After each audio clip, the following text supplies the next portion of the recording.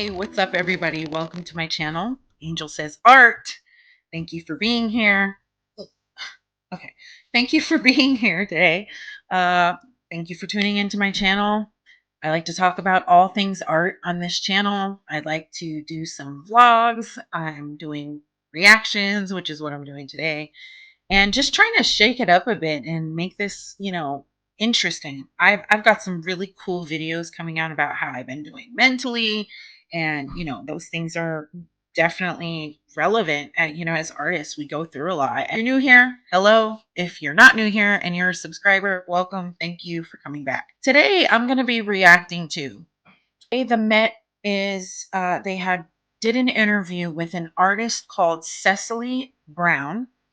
It's called An Artist Interview with Cecily Brown, Death and the Maid. So I have no idea what that is. I'm assuming maybe it's a show she did. I don't even know who she is as an artist. Maybe you do, but I do not. So I'm going to learn a few things today, which is exciting. So, all right, let's get into the interview. The older I get, the more I go back to the same motifs or subjects over and over. That repetition helps one explore things very deeply. So rather than be concerned that I'm repeating myself, which I might be, I feel like there's nearly always something more to be looked at in a subject. It's unbelievably thrilling to be having a show at the Met, but I would never have imagined that this could happen. I've been painting for 30 years, so it's kind of intimidating and a little intense to be thinking of seeing a lot of works again that I haven't seen for a long time. I think the largest work is Father of the Bride. I think I'd been looking a lot at Pollock at the time. I was obsessed with that moment in Pollock where figuration is coming back. People always talk about abstraction and figuration, but actually it's how do you have both in the same place? I was also looking a lot at the El Greco funeral with the crowd of faces. So my paintings started having this sense of teeming bodies and those sort of figures that are both thick, lush paint, but there's also faces, figures, body parts all sort of emerging and disappearing back into the sort of general mass. And that tends to be what I'm drawn to in other people's work. I use drawing a lot. I draw pretty much every day.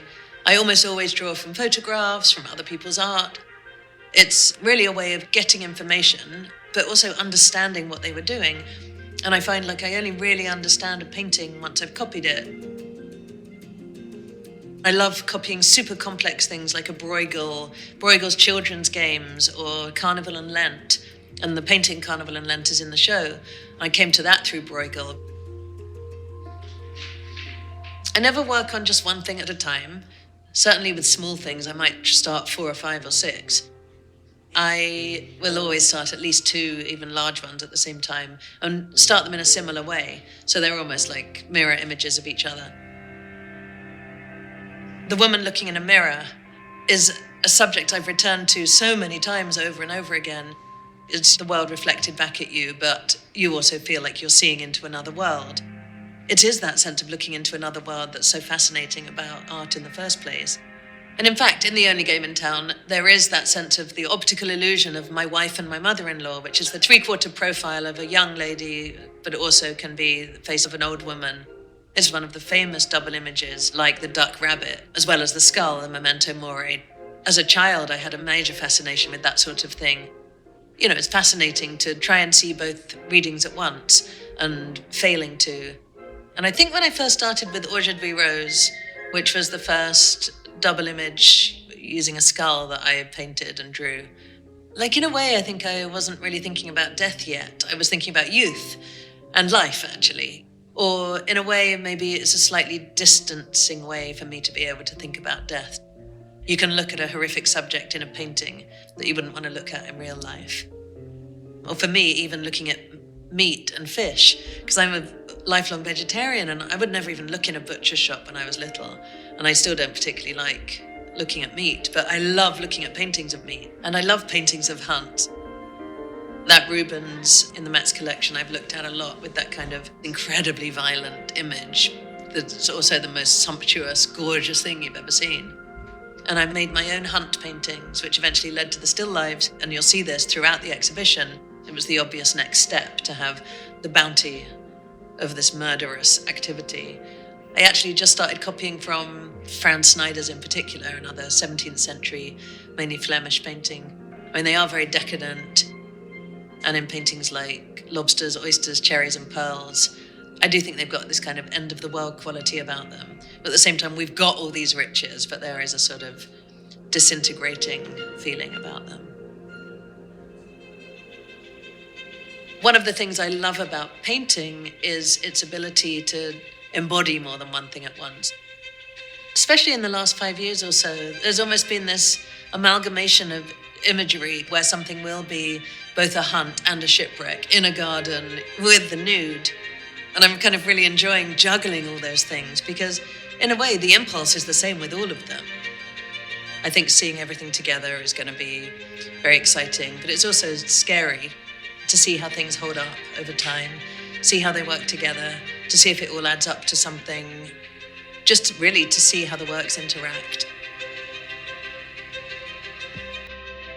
I enjoyed watching this for several reasons. First, let me just say, I geek out so much on listening to other artists be so passionate, so loving, but also sometimes so critical, so open about their own art process. And I believe there is no one way. There is no one way for people to understand, interpret, or come to an idea, a feeling. I think our experiences in our lives as artists is what brings us to that place where we create. She is not afraid to be inspired by others or by the greats or by the masters. I do know that there is a huge conversation surrounding, whether or not you're really an artist if you're going to copy other people's art and try to, do a rendition of it or redo it. I've never believed in that because that's how I got my start as an artist. As a young tiny person, 6, 7 years old, starting off with copying cartoons and trying to understand how that made me feel and creating and curating something, it brought me to where I am today. I think that practice and how she says she does this every day and she finds inspiration from these paintings that draw her in, that she feels inspired by, and she recreates these paintings through drawing. Let's look at some comments because I want to see what people are saying.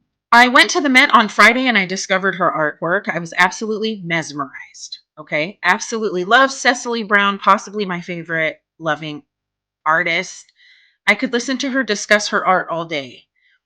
I can't wait to see this. She is phenomenal. I'm a huge fan here and I can't wait to see this exhibit in person. Congratulations. Wow, how stunning.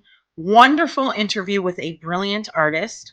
I am definitely going to catch that show, and so on and so forth. So she has a lot of fans out there, and rightfully so. Every art is not going to be my favorite, just like it is with everybody else out there in the world, I'm sure.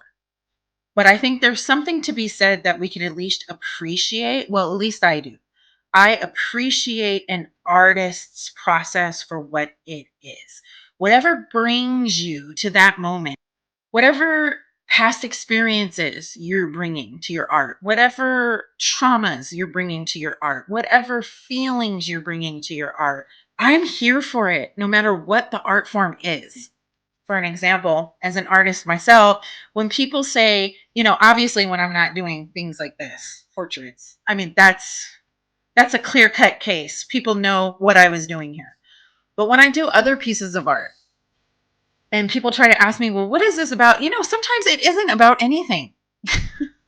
Why can't it just be? Why does art always have to have something? There isn't always this super deep meaning behind everything. Sometimes we were inspired by others. Sometimes we were inspired by what we saw at the grocery store today. Sometimes I see food and I get so inspired because it looks so enticing and delicious, or I love the colors of it and I just want to sketch it, or I just want to paint it, or I just want to digitally render it into something, right? I think what she is talking about here is just this idea of finding something that inspires her and then recreating it into her own. And I really feel like that's what we do as artists. One other thing that I wanted to bring up that I found very profound that Miss Cecily said. She's been painting for 30 years. And she says that as she gets older, she keeps coming back to the same ideas, or she keeps coming back to the same processes. Um, and I think that's what she was talking about, the sketching, looking at images and then being inspired by them and then sketching them. And then somehow through that, becoming her piece, her drawing becomes its own entity and it takes on a life of its own, uh, completely separate from the original artist. And then that's how she curates and this piece into a piece that is completely her own, but heavily inspired by something else. But this process, she said, as she gets older, she finds herself coming back to this process. And I understand that. I'm 41 years old. I've been an artist. I've been showing art abilities my entire life. I was born that way. Likely, if you're an artist, there's somebody in your family that's also an artist, and it might be one of your parents or your grandparents. And in my case, it's my mom. She's also a painter. There are those things that are tried and true, right, to your creative process. And you may not know that when you're younger and you're trying to find yourself as an artist. Oh, right? All artists know about this. What is my style? What am I doing?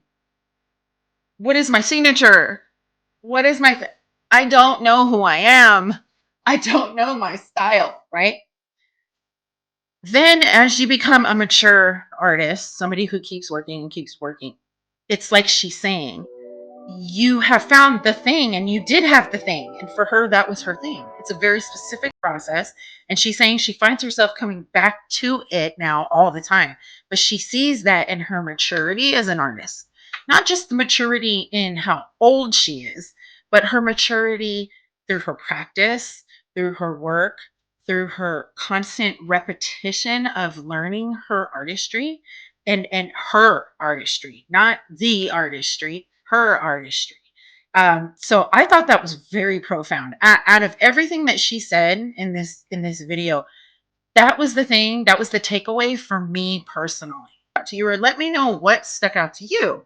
I noticed. I noticed that she works very large. I love that. I work large too. And it's my preferred. There's just something about a massive canvas that I love. And I have known fellow artists and painters who like to work small. There's just something to me about tackling a massive canvas that I just find so fun.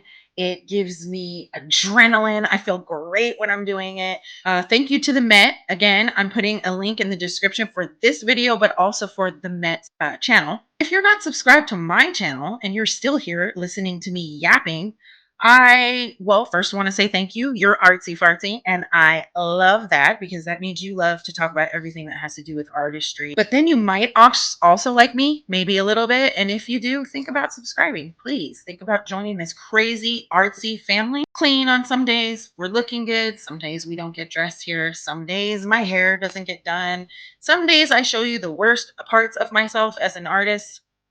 And then other days, I bother to put my best foot forward and show you what I look like today. Ta-da! Right? So as you can see, these are a lot of my paintings behind me. So some of them are for sale. And if you're interested in seeing some of my other artwork, I will put a link in the description to my Etsy store and all of my other socials. So you can go check me out on Instagram and TikTok. Well, until next time. Stay artsy, create, take care of each other. Peace.